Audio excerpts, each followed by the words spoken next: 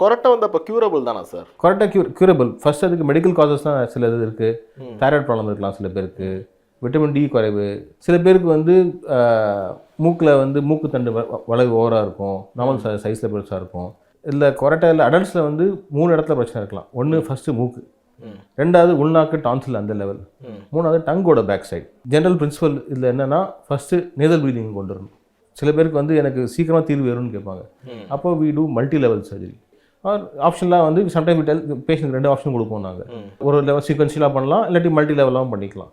இதில் வந்து 60-70% 2 level will be involve. கொரட்டையே வந்து சர்ஜரி பண்ணுற அளவு வந்து ஒரு இல்லை, கொரட்டைங்கிறது வந்து பேசிக்கலி நம்ம மூச்சு பாதையில் எங்கேயோ குறுகல் வரதுனால விசில் மாதிரி சவுண்டு வருது.